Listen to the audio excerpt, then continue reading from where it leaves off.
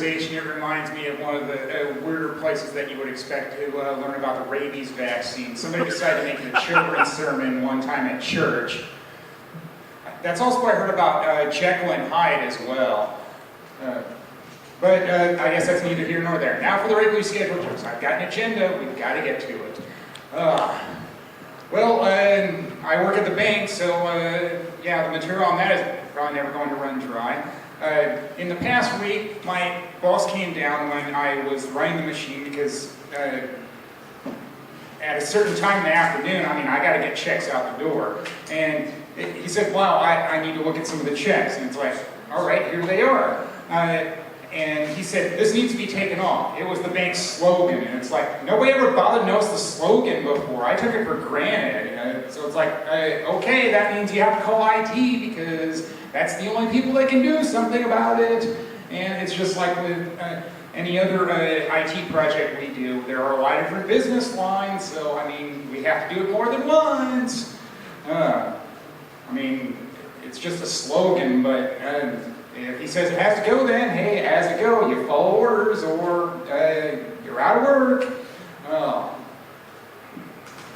Well, on Memorial Day, or really any day, of course, it's out there thinking about the national anthem, especially when they play it before sporting events. But I heard it at the weirdest time. There was one time I was driving home from work and I had my car radio on as usual because it's boring if you're driving home and don't have anything as accompaniment. And I heard the national anthem on this small town radio station because it was the start of a baseball game. And it's like, no, I'm not going to stop my car and just salute the national anthem and all of that. That would be dangerous. That's what I normally do if I'm attending a game in person, though. But it does remind me of how many televised sporting events don't show the national anthem unless it's the playoffs. So it's like, well, I guess it's not considered to be all that important, but still got to be done. All about media attention or lack thereof. Well, I went to a college alumni event this past week, presidential reception. I've lost count of how many presidents they've had at that university since I graduated, but it's like, well, yeah, I'll go, being around fellow alums, why not? And it was at Interlochen Country Club in Edina, and yeah, it didn't take me all that long where I said, I figured I'd only get into one of these places as the help, because I even spoke of one of the jobs I had when I was in college. Dishwasher at the student union. And there was one time I had to pull a full staff day right before finals in December because they had a Liz, Beef, and Madrigal dinners, which was Shakespeare plays, and they served a meal during it. And you had to work your butt off, but hey, I got prime rib out of it.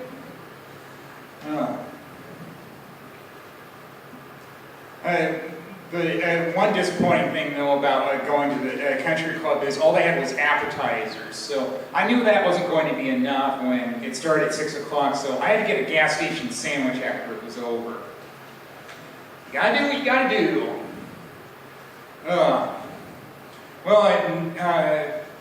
It was even more disappointing when I found out the next day that I had replaced the can opener that I used because I take soup to work.